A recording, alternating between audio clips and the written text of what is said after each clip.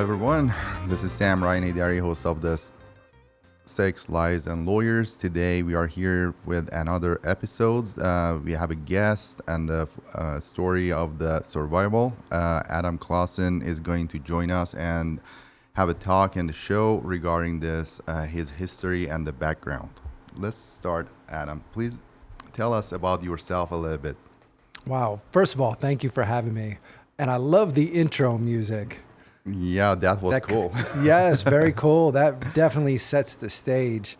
So a little bit about my background. Okay. I'm someone who, unfortunately, throughout my youth, as a young man, a lot of young men make some mistakes. Mine were far more serious than most. Wound up in trouble at the first time, like age 11, find myself on probation.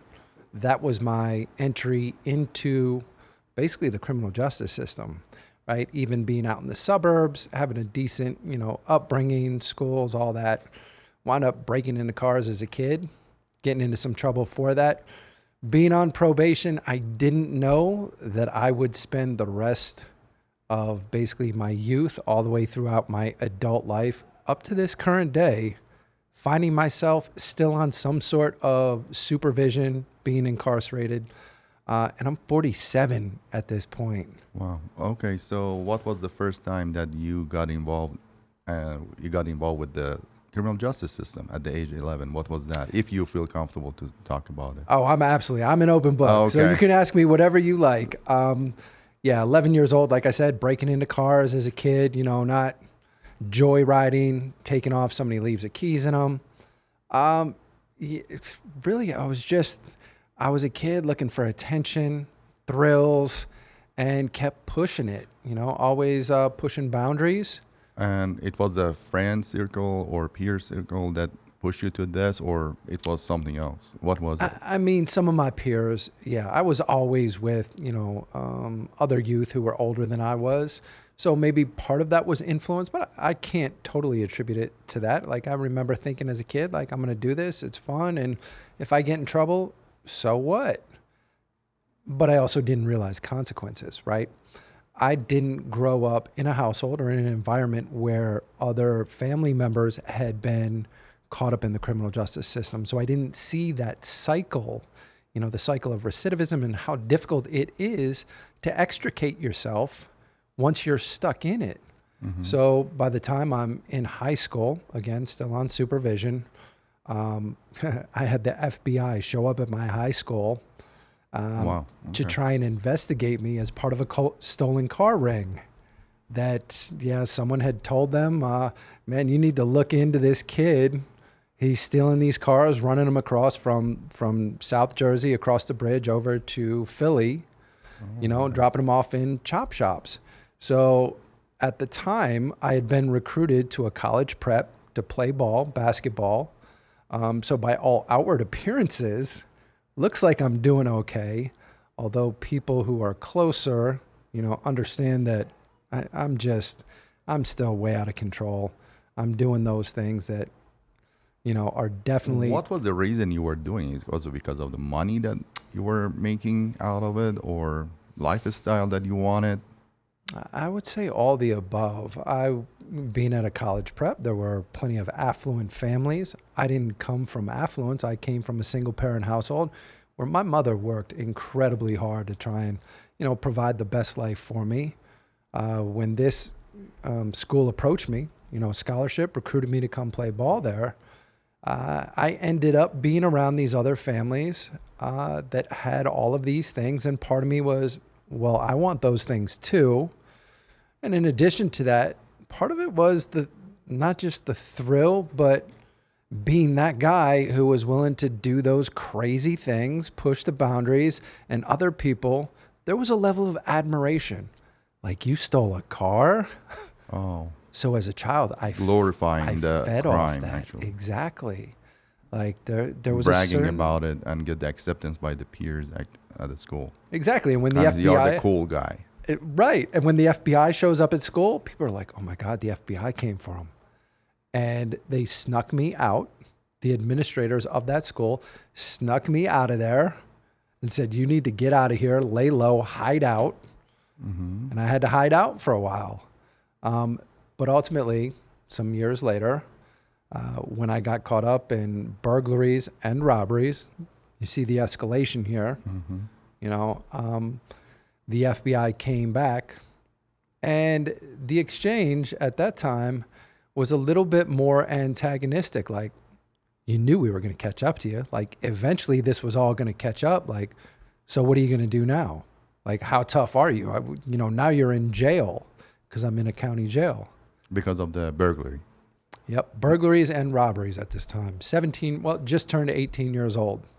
As an adult. As an adult. So the FBI comes to basically poke at me like, haha, you're in here now.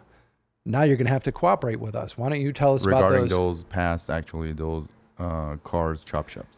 the cars, the chop shops, and just other people that I had been around. They wanted me to give information on them. And I said, that's not going to happen. And unfortunately, I ended up spending a little over 3.5 years, closer to 4 by the time it was all done, in a state prison where, I was 18 to 21, almost 22 years old. Like, as a young man, that's like prime time. Most young men are either headed off to school or maybe the military, but figuring out what you're going to do with life. And I was sitting in a prison cell. In the prison till what age? 21, right before my 22nd birthday. 22nd birthday. And then what happened?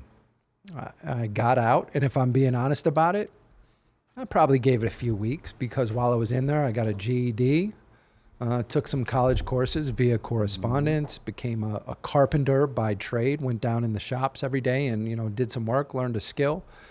But I didn't have a plan. I didn't have any clue on what I wanted to do with my life because up to that point, the plan was get a scholarship, go play ball in college, and figure it out there. Like, be in that environment and figure out what you want to do with your life, continue, your education. Not having access to that changed everything. I didn't want to be a carpenter.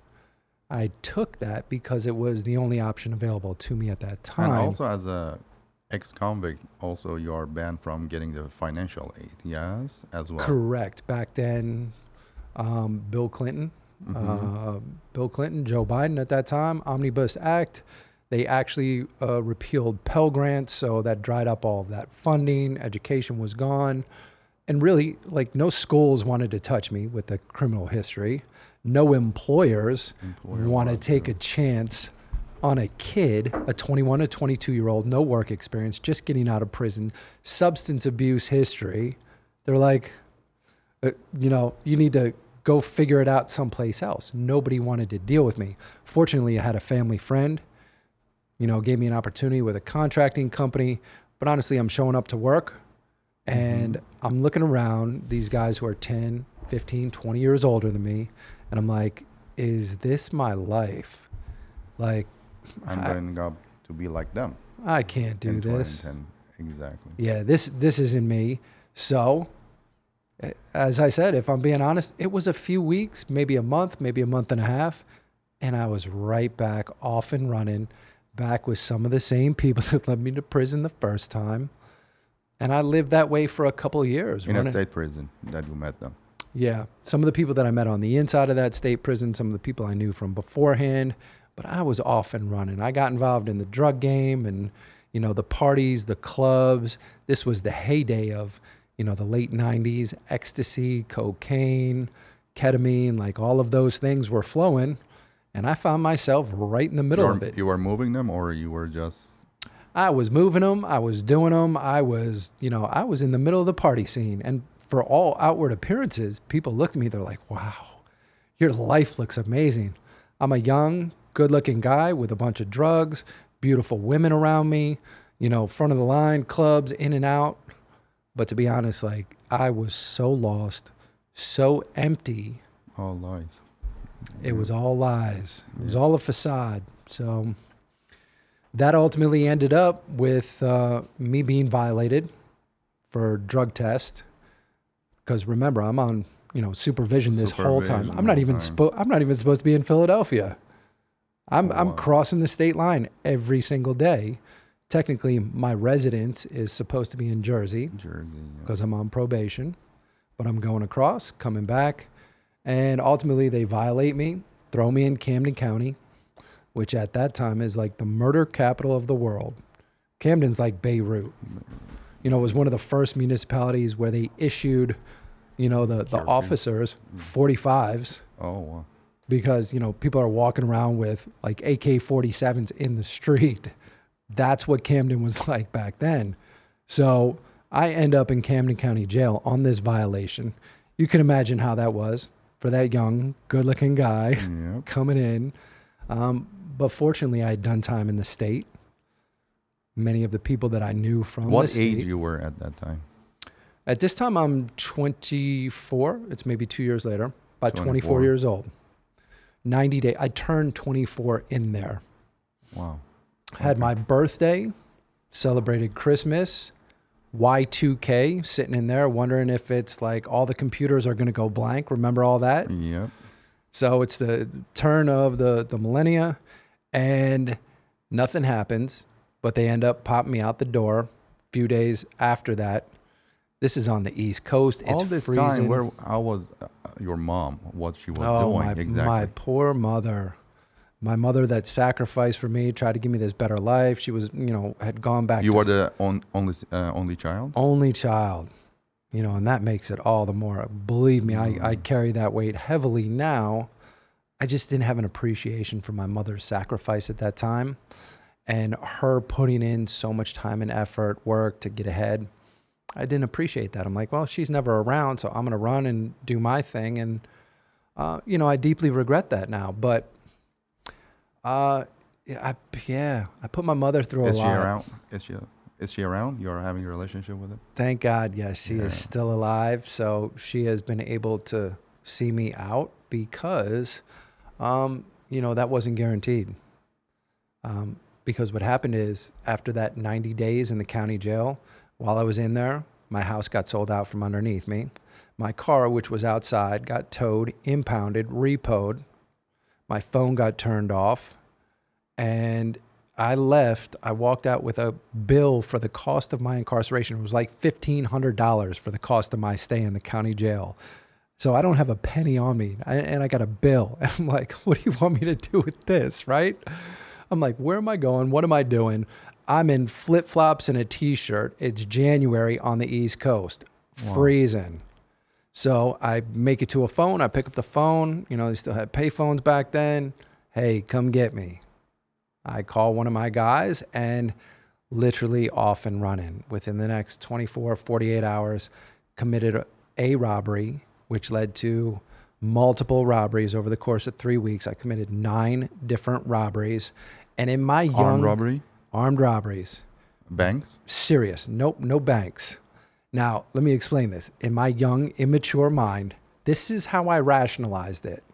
By no means am I trying to justify this now. This is the thought process of a desperate 24-year-old who is still coming off. What did you rob? I robbed a string of massage parlors, which were also, there's all sorts of illegal activity going on here. Wow. Okay. Everybody kind of involved in this whole You try scene. to be the Robin Hood, actually, to see that you are just stealing from the bad guys. You could look at it that way. Who else you robbed? I'm not even going to say it that way. I'm going to say that all of the people that... To justify and make it likable for yourself to just... Because you have a guilt possibly on subconscious to say that I should not do it, but at least let's steal it from someone that they are doing criminal activity themselves. Yep, someone who's doing criminal activity. Therefore, they know that they're involved, so like they can't be upset. They're harming someone else. Now, years later, coming to the realization of all of the people involved. Listen, I deeply regret all of those crimes. People who were directly affected by it, others who were indirectly, everybody involved, like a lot of victims. That weighed heavy on me long after the fact, after I took responsibility for all that. But none of those things went through my mind. And this is something that comes up all the time where people talk about, crime and punishment, sentencing, like the deterrence of a sentence. Because I ended up, for that string of robberies, I received 213 years. Anyone injured? No one was injured. No one died. None of that. due to mandatory minimum penalties Under the federal under the federal statute. statute. Now, here's the thing, right? When we talk about penalties acting as a deterrent, Deterrence. they don't work. It should be proportionate to the crime. Yeah, none of that was going through my mind. I wasn't thinking during one or up to 9 of those times, those robberies that I committed, not once did I think I'm going to spend the rest of my life in prison. Like, that's not really what's going through What your you were head. thinking? You think that if you get caught, you were going to prison and come out like before, for example? Because you think about it, yes, before you're doing some criminal activity. Say, hey, what happens if I get caught? Thinking like this, like that was a thought process. Like, I'm not going to prison tonight. I'm like, whatever I got to do to get away, to stay out of prison, I'm not going back. Like, it's never the thought process. Like, it's never the thought like I might end up going to prison. I don't even think about it. So that's no consideration in that.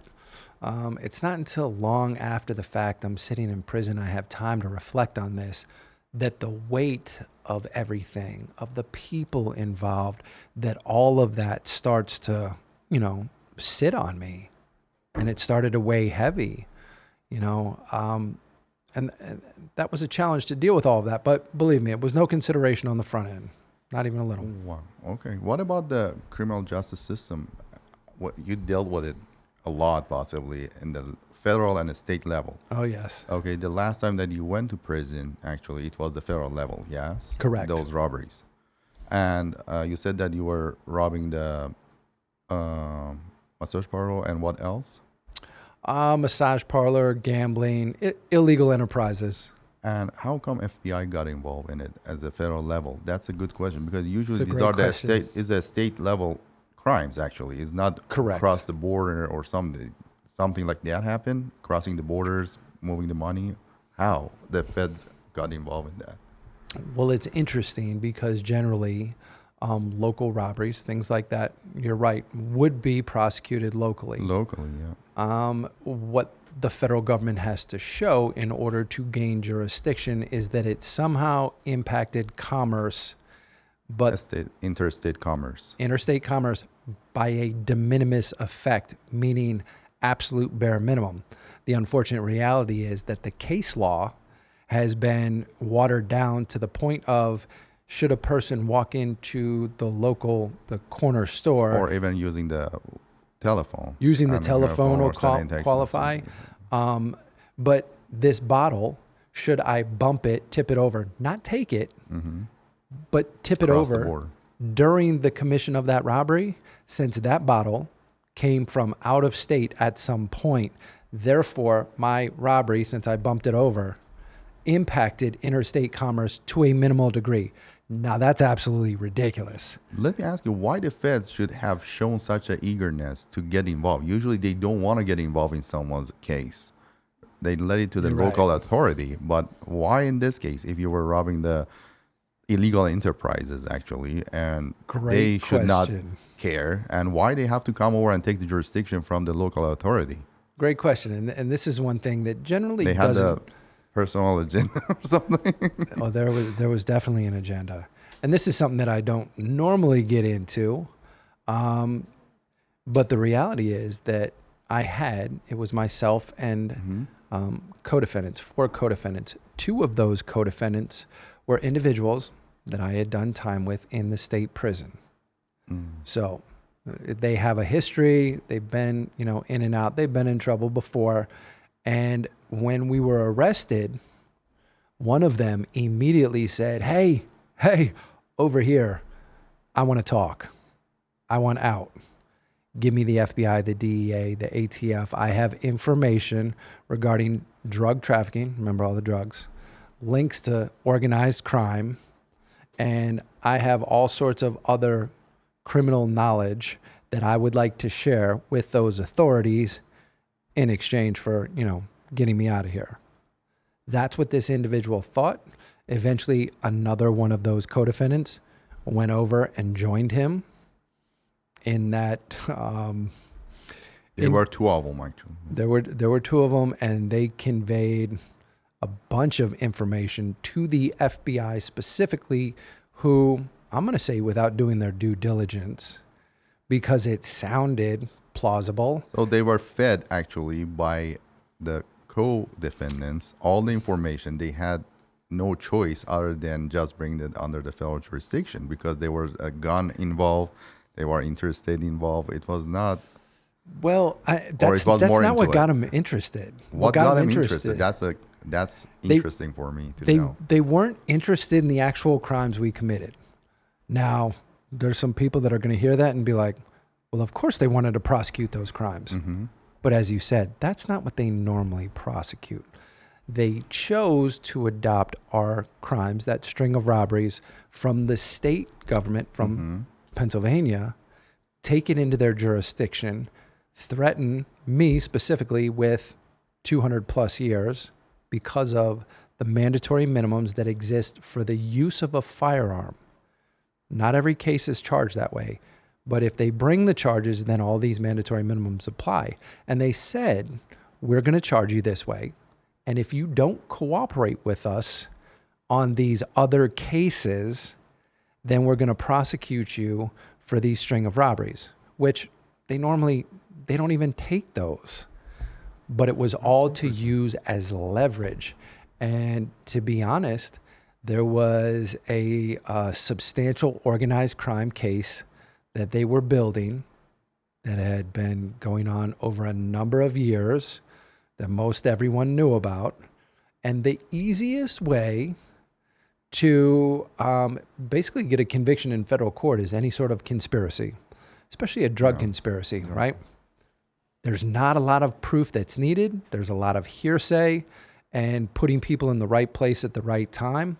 The reality is, because of my involvement in all of that other illegal stuff that I was doing with the drugs, being in the center of everything, put me in proximity to a number of people so that when those co-defendants said, he's been dealing with all these people and he can say this, he was getting drugs from those organized figures or whatever that exchange was supposed to look like. They charge you with those crimes as well under the conspiracy. Yes. They just wanted me to say that that's what I was doing. The reality is I was not. I didn't have those relationships. They didn't even exist. And maybe there were some people who were overreaching. As I said, this case was going on for years. They were building it.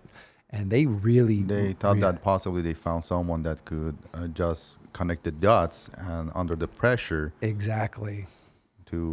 Because of the 200 years that you're going to face, possibly you're going to give them more information like the two other co-defendants. Yes, that's the way that they were thinking, most likely. Well, how many people are going to cave under that pressure? But you didn't have information to cave on, or you had. It didn't matter. It didn't matter whether I did or not. Mm-hmm. I could have said it. That's what they wanted. They wanted me to confirm all of those things. I could have gone in there and said, yep, I gave it to him. I gave it to him. That's basically what they were looking for. Oh, my God. For me, that was never a consideration because just to be clear, I deeply... If you would have done it, you would have possibly said, actually, or admit to it and to get the lower sentence. But you didn't have a relationship with those other people. I didn't. That's a reason you didn't try to connect the dots or for them actually do their job instead of you're testifying to something that doesn't exist, they were just trying to push you in a way to testify to something that is not the true thing that you exist. Exactly. That's what they were seeking to do. And let me just be clear, because I can't say those. But they didn't know that it doesn't exist. They knew that it doesn't exist, or they didn't know. Well, let me clarify this, because the agents and the U.S. attorneys who came in and approached me at that time, they never said, we want you to say this. Mm-hmm. The questions that they asked implied that that's the direction all of this was going. My attorney came in privately and basically he said to me... I'm warning you that you are going to waive your attorney-client privilege, actually, if you start talking about that. I'm a lawyer. I'm just warning you. This attorney is no longer an attorney. Oh. Okay. He ended up in federal prison. This attorney at this time said to me, he goes, when he comes back in and it's just the two of them, I'm like, what am I doing here? I don't want to talk to these people. You're supposed to keep me out of these situations. They never should have brought me over here. I was mad. I was angry. I was like, they want me to say this. He goes, it doesn't matter. All you have to do is say it. He was like, it doesn't matter if it's true or not. This is what my attorney has advised me. Good reason why he's no longer an attorney, right? Some other things caught up to him. It was a deal that he was communicating to you, actually, that lawyer? He was proposing that to me. And he heard it from the feds? I don't know where he got it from. All I can say, it was his imagination. If you threw them under the bus, actually, or some imaginary people that they want, they are going to lower your sentencing. That deal was there because those other co-defendants ended up with those deals. They testified in other trials. They ended up in witness protection. Other things happened after the fact that validated all of that. All I can say is from my perspective is when he said that to me, I was at that point, I'm feeling definitely isolated, alone. I'm like, no one has my best interest in mind. I shouldn't even be in this room. I shouldn't be having this conversation. You need to get me out of here. Now, when they did finally pull me out, that attorney said right behind me to the U.S. attorney, he was like, man, this guy is crazy. He's stupid. He won't listen to me. I thought I could get him to play ball. He's not going to. So I'm out of here. I'm done. I wash my hands. And he literally did not show up for court. Now, as an attorney, you know that you cannot simply vanish from a case. You have to file. You have to file a motion to withdraw. And sometimes the judges, they don't agree, especially in the federal court, if it's close to the trial. So when have you ever heard of an attorney simply not showing up and then the judge just saying, well, that's all right, Mr. Clausen, we'll bring you back on Monday. We'll have a new attorney here for you. Don't worry about that. Wow. That's how we moved forward. And yeah. What happened to that lawyer that you said that they are disbarred? It was because of your case or another malfeasance or misconduct? It had nothing to do with my case, but ultimately he ended up serving time in federal prison, in a prison camp, ultimately disbarred. I don't know exactly how all of that played out. My guess is that he probably had some sort of deal with the U.S. Attorney's Office where at some point his luck ran out. He stopped providing whatever he was supposed to be providing. I don't know. Like when you talk conspiracy theories, there's a lot of things that I generally don't talk about that whole part of my history because it's still mind-bending all of these years later. Like, it's like a movie. Man, how did all of this happen? You know, believe me, by the time I was finally sentenced and headed off to prison, you couldn't believe that it's a 200 years, yes? I couldn't believe it, but I was also relieved. I'm like, thank God, let me get out of here. Like, this is a nightmare. And it was almost, I know that sounds insane, but... Did you report that they are going to, this lawyer is offering me such a thing, or to any authorities that say that they are trying to do that to me? Well, or to the judge? I was going to say the funny thing. It's not a funny thing. It's not funny because it's the way that you are saying, if it's true, that possibly there was some remedies for you at that time through the investigation. I don't know. I'm wanting to see that what your take is on it. Yeah. You were exhausted that much that you say just you gave up on it. You say, okay, I'm helpless. I don't want to do anything. Let's go to the prison. Part of that, believe me, I spoke at my sentencing and it didn't go over well. There's something in the newspaper said something along the lines of, 213-year sentence draws diatribe from gunman. I'm pretty sure that was the headline. Because I sat there, I had a prepared statement reading through these things, and I really, halfway through it, because they're like, Mr. Clausen, can you speed this thing up? You're asking basically for a new trial. You're asking for all these things. This is your sentencing. And I was like, I just want to get all this on the record so that somebody has a record of it. Oh, you put it on the record in the sentencing. I did. And what did you put on record? Oh, wow. I don't even remember everything that was included, but none of those things impacted or had any effect on me getting any recourse over those 20 years. My appeals were all denied, summarily denied. You want to get into the legal aspect of it. My case initially, when appealed to the Third Circuit Court of Appeals, there was no opinion. I got a simply denied sent to me. What I find later, months later, legal research, open up the supplement. This is when they still had the books before everything was on computer, right? Instead of the Westlaw. You put the supplement in the back of the hardcover, right? No. You open it up and you see what the latest cases are. Here I am in the law library. I pop it open. U.S. versus Clausen, Third Circuit. There's no other Clausens in the Third Circuit. So I flip it open. It's a 924C. I'm like, Hobbs Act, 924C. Hobbs Act is the robbery statute, robbery that affects interstate commerce. So I'm reading this. I'm like, where's this book? 321 Federal 3rd, 363. I can almost remember the site number, but... You had the published case then? It's published. How is it published? Like, that's not possible. Because you got something. I already got the opinion. Says decline. No opinion. No opinion. No opinion. So I'm like, where is this book? I go up to the clerk. I'm like, hey, where's this book? They're like, oh, somebody's got it. I was like, where is this book? And I'm yelling in the library. I'm like, who's got 323 Federal 3rd? And people are looking at me like, this guy's crazy. Like, what the heck is going on here? I find the book. Guy's like, it's right here. It's right here. So I get it. I open it. And I'm sitting there. I'm like literally sweating. I'm like, what the heck is going on? What was in it? It was a published opinion. And it says initially, there's an asterisk, and if you read at the bottom of the page, it says initially this was not a published opinion, although we reconsidered and chose to file this opinion. Wow. Okay. I was never notified. And what was the ruling out of it?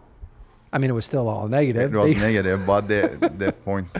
Okay. But they went at length to address each of those issues and justify why they were denying everything.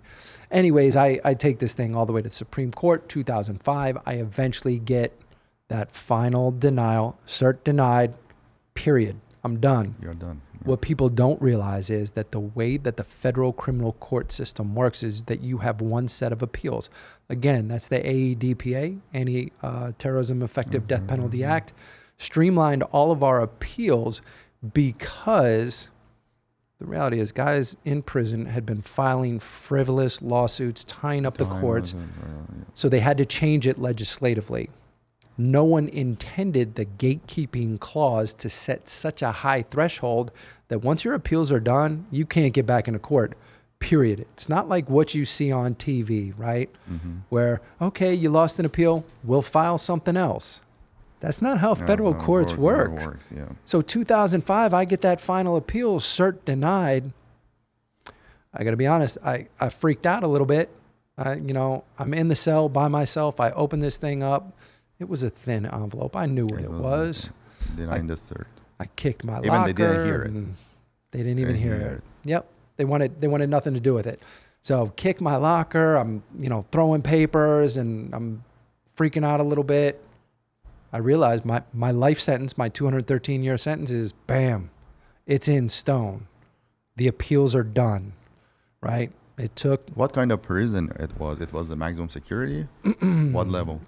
Level 6, maximum Level security. 6. Yep. Federal penitentiary called... When you said it was an armed robbery, but no injury to any person. Correct. Okay. And that had no bearing on my classification because of my time, because of my age, because of my prior criminal history, despite the fact that, again, still a good-looking young kid who clearly looked out of place in that environment, which put me in the position where for those people who knew my background, I had a little bit of, there was a level of respect that already preceded me. But there were still plenty of challenges. There's people who are going to test you. And being on a yard like that, of that level, we had the spies. We had, international cartel members, all famous How hard gangsters. it was to survive there? Hard to survive. It's amazing, as humans, our ability to adapt to whatever the circumstance, whatever the environment. And I relate it to this. When you live by the high power lines, and there's plenty of them out here, you know, you get up close to them and you hear them zzz. You pull into a friend's driveway and the power lines run right here, and all you can hear zzz, comes out of the house. You're like, how the hell do you live here? Like, doesn't that drive you nuts? And they're like, hear what? Like, I don't even hear it anymore. It becomes white noise. White noise. But it's still there. It's still buzzing. That's how living in those environments is. The frequency, the vibration is at such a high Tolls level. on your health and the mental status. Oh, absolutely. But still, you look good, but I mean, mentally destroyed. There's people that lose it, that living under that tent, they literally lose it. They're just... What kept you to actually be hopeful in that situation? Well, from a legal perspective, I knew 2005, here are my options, right? We either got to get Congress to change this law, and I'm looking at it going, this is a crazy law. Like, it doesn't apply to everyone. They applied it to me, a small minority. You know, first, they don't take many robbery cases. They applied this gun statute to me. Non-bank robbery cases. They take the bank robberies. But not even bank robberies. There's a federal bank robbery. There's a bank robbery and an armed bank robbery statute. Two separate statutes. Each of those has their own distinct penalties. So you do not have, if you charge the armed bank robbery, you don't charge the 924C use of a weapon separately. Not to get too far into the legal weeds of this, but obviously I spent a little bit of time in there. It seems that you are more knowledgeable than me in the criminal federal situation. Well, I had to be, right? Like, but again, I don't know. You appealed it yourself? You wrote it, or you got a lawyer to do it? Yes, I wrote much of my own appeal. Listen, here's the reality, right? And I used to tell guys this all the time that came in. No one should know your case other than you. Better than you, including say your attorney. Your attorney can be a specialist, a criminal defense, appellate attorney, whatever their specialty is, but the criminal code is so vast. Like, you expect that person to know everything about that one or two statutes that you're there under? No, that's your job.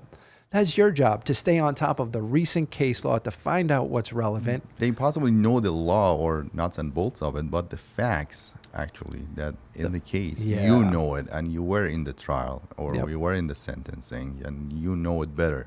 And you got to be able to articulate it to the professional. If you have no idea, when that person, your lawyer, comes in and says, so tell me about this. Like, if you're just giving them the story and not how it relates to how he or she can best do their job, like, then you're at a disadvantage. I'm coming in with this much knowledge, knowing what I need to know about the law as it applies to me. I can give you the facts that then are applicable to those aspects of the law. So yeah, I took it upon myself, learned a lot about that little bit of the law. Was able to advocate for myself to a degree, and realized that, listen, this is an insane statute, produces, inequities within the system. It mainly affects persons of color, gives them disproportionate amount of time. It's used by U.S. attorneys' offices to manipulate people into cooperating, into taking plea deals. Cooperating by falsifying facts. Yeah, well, that was my case. Told me. That was your my case. Not necessarily every case. That was a weird case, actually, that someone come over and ask you for that. Well, that was the attorney, whatever that relationship was. I can't say. I can't speak to, there was never an agent or a U.S. attorney who said that to me. All I can tell you is what my attorney conveyed to me. So when this happens in 2005, I'm taking it into my own hands. I need to feel like I'm somehow steering my own fate. And I realized that we need to get Congress to change this law. Now, 2005, if you recall, it was like tough on crime. There was nobody. I'm writing Georgetown Law Review Journal. Like, hey, do you have any paralegals who can help me out? Like, who's going to bring some attention to my case? And there was no lawyers in the maximum security, most likely. Was there any? There was. Usually they are in the first low security, actually. Most of them are in low security, but there was one who happened to be there. He was a questionable attorney. I mean, obviously that's how he He ended up in the maximum security. Yeah. Too violent. You know, he was he was way off. So, but listen, a lot of very... You could ask for the transfer to the lower security to get some counsel. All those white-collar criminals. super intelligent. When I tell you the spies were there, I'm sure you've heard of Aldrich Ames. If you've ever read a Tom Clancy novel, Tom Clancy hates Aldrich Ames. I know Rick Ames very well. Spent a lot of time with him. Master-level chess player, super intelligent guy, history buff. He's just one of many. There were so many individuals there, high-level intelligence, various, knowledge backgrounds, having access to those individuals, being able to, have different conversations, learn different aspects of history from them. Honestly, I didn't fully appreciate it at the time. Looking back now at many of the people who were there during that period, it's like, wow, a virtual who's who of, notorious gangsters, spies, criminals from U.S. history. And here I am, 24 years old with a 213-year sentence. All I can say is when I came in, they must have just looked at me like, oh, this kid is crazy. Like, we're just going to give him a little bit of space. And at the age of 24 to be at the maximum security, at it the raises age of question. 24, They ask you what your crime is. Well, they all knew. They all knew knew before it's a I got public there. record, yes. The way that it works, though, before I even walked onto that yard, they knew who I was. They knew where I was coming from. They knew my case, and that's generally how it works. Conversely, if someone's about to come on the yard who should not be there, who has something that they've been trying to conceal from their past, that generally precedes them as well. And I watched that happen plenty of times where people Like what? made it 5 steps onto the yard and there was a group of, 8, 10 guys on them. Beat them up? To beat them up, to poke holes in them, to do whatever they had to do depending on... What was it about? Every case was different.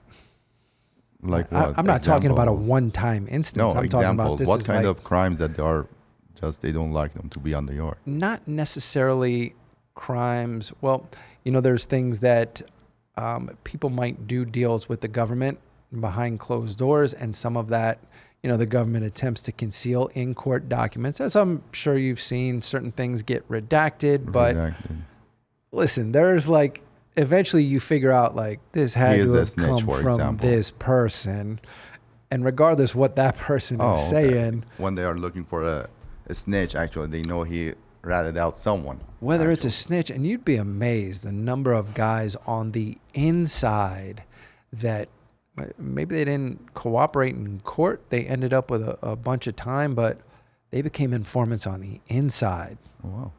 And dealt with a number of situations like that just kind of, again, bend your mind, and you're like... Informant to do what? They're already in prison. On the inside? Yeah, what information they can gather. Listen, about the past crimes or about the crimes that is happening in the prison? Stuff still going on. That prison, for example, and this is a matter of public record, I saw the newspaper articles. It was shortly after I was transferred to another facility. There were 2 individuals there that I knew very well. Both were from South America originally, had ties in New York. And again, we're in Pennsylvania and not that far. Used to see them together all the time. And there was a tanker that was intercepted just off of Long Island, loaded down. I don't remember if it was cocaine or marijuana, bales of weed, one or the other, that came out in the papers, was orchestrated from that prison. Wow. That was a deal going down between those 2 right there. A tanker.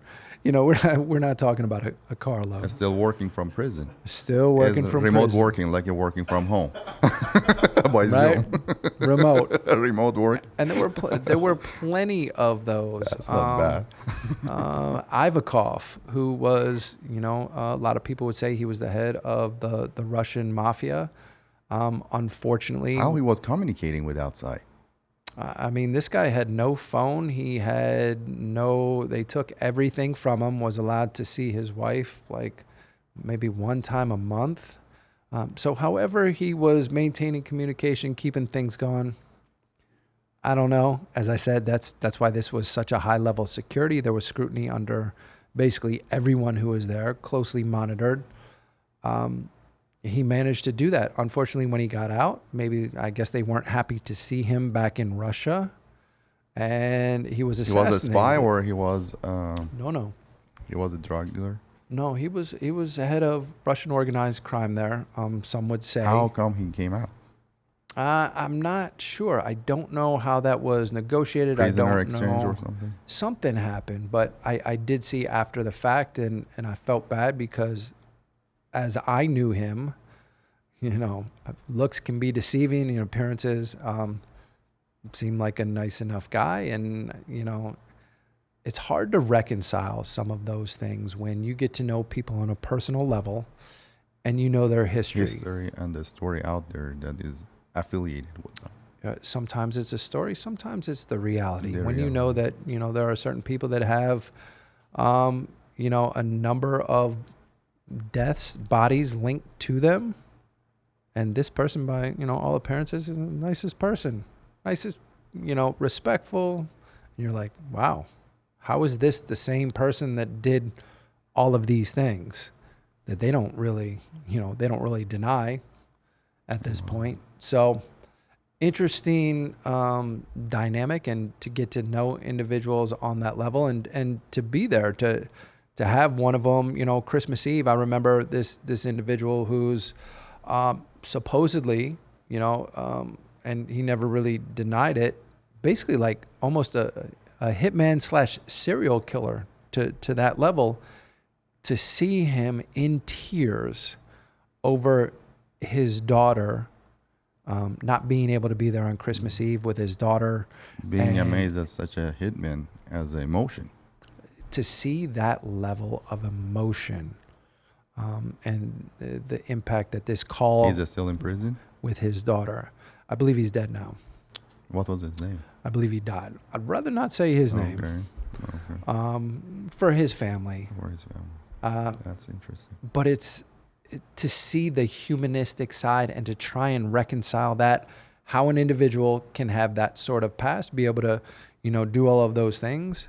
You think that And he was remorseful, or the prison affected him, or it was just kind of he considered it as a job, and now this is the family, and that's the reason he's departed and he's separated from the family. That's the reason he's bothering him. Good question. I would say that he looked at it like, this is my job. This is the The organization. consequence of my job, and it's caused me to be separate from my daughter and the family. That's the reason he got emotional. Yes. Something like that. Something like that. It was not because of the effect of the prison to say that he's remorseful, that he's just regretting doing those things. No, believe me, our prisons do not work. Our prisons are not some place that cause people some deep level of regret. And that's not to say that they aren't uncomfortable. They are Are incredibly. you involved in any nonprofit organization to help the prisoners, or how to help them, or how to get them back to work actually after they get out? I do. I spend a lot of time. My primary role at this stage is helping others prepare for that transition back into the community. We're working on assisting with housing. That's a goal. You need to be able to set that solid foundation for people to feel stable in the community when they transition out. And the other thing is obviously employment. We have an employment agency that connects system impacted persons with second chance employers in the community that see the value in that lived experience. So it's a great opportunity for me to use the 20 plus years that I spent in federal prison working on getting my own stuff together and then helping others come up with a plan, because I can tell you how it didn't work for me when I went through the state system. And I said, man, And when you came out, it opened up more, opened you actually to more, exposed you to more criminal activity, because did. you were not accepted. Even you couldn't go to a school. all of to get those the funds. things. So it put me in a great position to advocate for others and say, these are the things that we need. And I have the great privilege and honor to be able to, I go into prisons. I go down here to our county jail every Monday morning, where I get to work with a group of women who have chosen to be in this housing unit where they live together. They're on a set routine where they're all working on getting their stuff together before they get out. I saw that you're married. I met your wife. How did you meet? Wow. How long you have been married? February 14th will be our anniversary. We got married on Valentine's Day, and that was not the initial plan, but we ended up getting married on February 14th of last year. How long you were dating? Dating. Huh. That's an interesting way to put it, because how do you date when someone's in prison? No, You were starting dating when you were in prison? I know exactly what you're saying. Yeah, we've been together since 2009. She came to see me in that United States penitentiary where we had to sit across a table and couldn't have any contact with each other. She drove 3.5 hours. You knew her before going to prison? I did not. And I can divulge that now. That's more interesting. Okay, so tell me about it. Well, see, the Federal Bureau of Prisons, have this thing that you're not allowed to put someone on your visiting list unless you knew them prior to your incarceration. Yeah, I heard that. That's the reason I was saying you met her before. Exactly. So we had to falsify some documents to get her in. Statute of limitations is up on that, by the way. Long since passed. And but yeah, that's one of those things that never made sense. And honestly, I was at a point in my life, I wasn't trying to meet anybody. I didn't want a relationship. And that might sound crazy, right? I'm serving a 213-year sentence, but I had just cut off all those negative people from my life. And when you're serving a life sentence, like, you're holding on to whomever you can for dear life, right? Like, they're my lifeline to the outside. And I had just cut all of them off. And I'm like, you know what? These are unhealthy relationships. If I were to get out tomorrow, like, I couldn't hang out with these people. Like, they're still doing things that I don't do anymore. I don't drink. I don't smoke. I don't get high. Like, I don't do any of these things. That's what they're doing. So, like, what does my life look like? If I could choose and do things differently, which I definitely want to do, I'm almost a decade in at this point, right? I'm like, I'm all into health and fitness. I was like, I want a partner that's going to appreciate me living healthy and who is also investing in themselves. And I took some time and I actually sat down and wrote out, I'm like, this is what I'm looking for in an ideal partner. Some people would call that an attraction statement. Like, I just got very clear on what I wanted. And I wrote out a detailed list. And I kind of put it up on my locker and it sat there for a while. This big bodybuilder comes in to the unit and, you know, they send him to me. I'm the fitness guru. And we get to talking and he's like, yeah, I'm from Jersey too. And my girl is going to be coming up and she's got a cousin. And why don't you? And I'm like, no, not trying to do it. And then, as kind of like a selling point, he starts telling me about her lat spread, her back. And I'm like, that hasn't really been my thing in the past. I'm like, I don't know if the way he described her sounded like she might be a little bit bigger than me. I'm like, I go out in this visiting room, you know what I mean? She doesn't like what I say. She might make me look bad, right? She might jump across the table. So I'm having some second thoughts. I'm like, I don't know if I really want to, get into anything here right now. But he convinces me to communicate.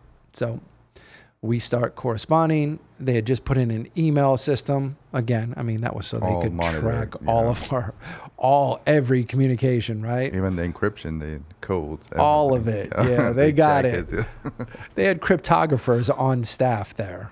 Like people, really? Yeah, cryptographers. For reading the emails. Or they're listening to the calls. For everything. The phone calls, the emails, the letters, like there's mics everywhere. The whole place is wired up, right? That's just the reality of life. Like, so I became very comfortable. Like, I'm comfortable living on camera. If there's a privacy issues by the Google, you don't care. Yeah. Yeah, watching your Apple is looking at your cell phone or the interest. I lived it through actually 22 years. That's it. And when people say that, they're like, you don't want people tracking you. I was like, tracking me? I don't care. They've got a record of everything I did for 20 plus years. At this point, I don't care. You know what I mean? Like, so anyways, yeah, we start communicating via emails. We're shooting these back and forth. And I very quickly realize, because I don't know this woman, I'm like, let me just get to know her. And we're just asking each other questions. And I realized I've never done this. I've never had this kind of relationship. Every relationship I had prior to my incarceration was completely superficial. See a girl in a club, or she comes up to me, whatever. Like, how she got interested in you and being in prison? Great question. Did you ask her?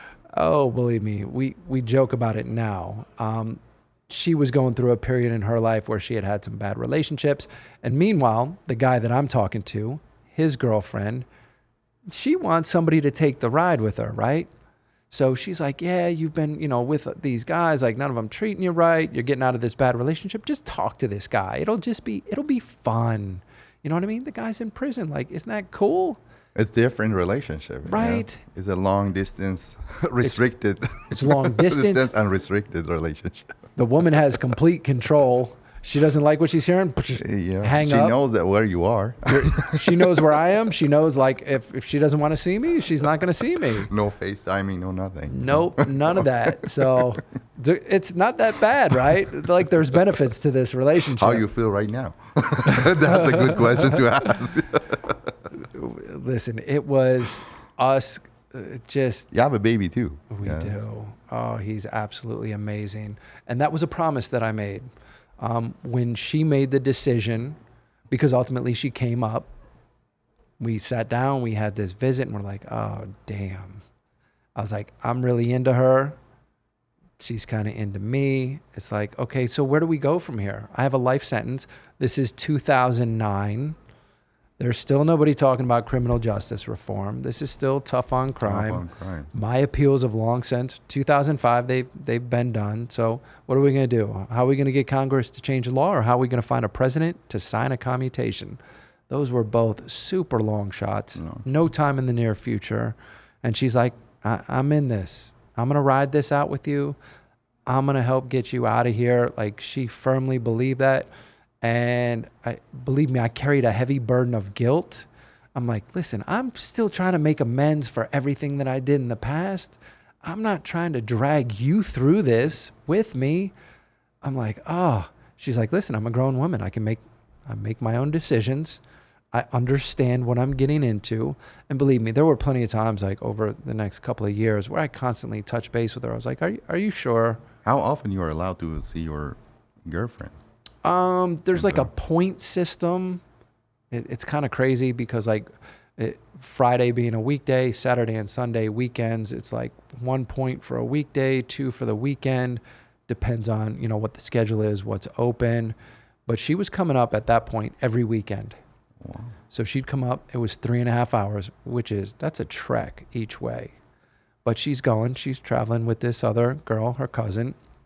So they're coming back and forth. But ultimately, he gets transferred.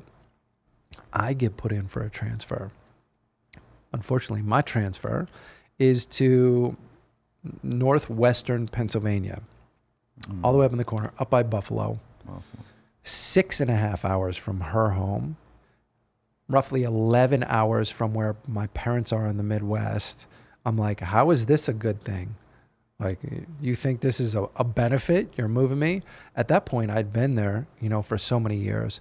I had my... And to a lower security prison, yeah. Lower security. And when I say lower security, I went from a level 6 max to a medium, which still has, the fences. You're basically behind the wall. Like, there's not a whole lot of difference, but here's the biggest difference. After she drove that 6.5 hours... she could sit next to me and we could hold hands. Man, that was a game changer. Us holding hands was the most intimate contact I had ever had with another person. After all that time behind concrete, steel, it's very dehumanizing and you don't realize it. Just like those high power lines, that buzz, I had tuned it out. Like I was operating at such a high frequency. I was a little off. I was a little off. You were enjoying it. Actually, No, no, going no, to no, the no. lower level, actually, you could feel the difference. Oh, People I possibly the medium level, immediately. they couldn't feel it, but you knew that how much is different from the 6 to the 3. They felt me. I made people very, very nervous when I got there. I made my peers very nervous. Why? Like, Because you because were coming from the 6. I'm coming still from vibrating up here. You know, I'm at a whole different frequency. And to be honest, I went out on a visit. First time I had seen, I had an aunt and an uncle who made the trip with my mom to come see me at this medium security facility. And they came in the one time and told my mom, we're never coming back. Whatever happened to him, like, it's unfortunate, but like, we don't want to be around him. I didn't realize it. I needed to hear that to put myself in check, because all this internal work that I was doing to get healthy and balanced, I had done the introspective work. I had the healthy habits. I was still vibrating at this level. My interpersonal skills changed. were off. And it took me a long time, a lot of personal development, very intentional, to become more pro-social, to learn how to better engage, to break down there were physical barriers. Like, I didn't want people close to me. I literally, Because you were afraid. You were trying to protect yourself during prison. I learned how to keep your interact distance. differently. Yeah. Hyper alert, hyper aggressive. And I had to turn those off, dial them down. One of my favorite quotes, I just heard Joe Rogan say this recently. It's better to be a warrior in the garden than a gardener in the war, right? And so you get yourself up to a certain level, a heightened level of physicality, of mentality, alertness, alertness. Be careful around you. And it's better to, have that and then learn how to turn it off. That's, again, human ability to adapt to your environment. That was my experience. That's what I needed to do to get through that. Clearly, I'm sure it took a toll on my health long term, which is why I'm so focused on health and well-being. Fortunately, my wife is as well. And that's really what brought us together. We had shared passion for fitness, so we really connected over that, because when I started that lat spread, she wasn't that big. My wife is absolutely gorgeous. She's beautiful. Yeah, I met her. Yes. So, clearly it's worked out, right? Part of that is, man, she has been my advocate, since day one.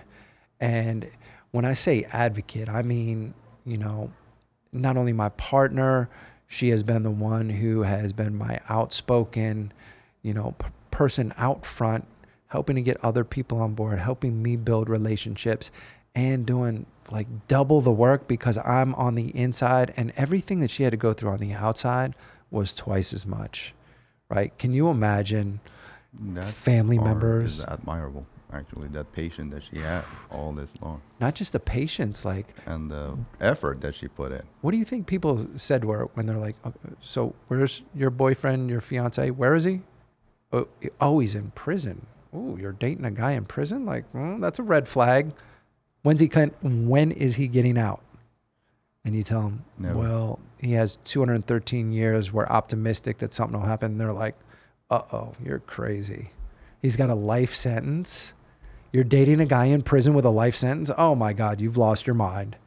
And she had to combat that over and over and over. And listen, it's understandable. I used to tell her all the time, I was like, if we have a daughter, she is never, ever going to visit a boyfriend in prison. It's not going to happen. I won't let it happen, right? I don't care how old she is. I was like, I totally understand your father's perspective. It doesn't matter that you're a grown woman. No father wants that for their daughter.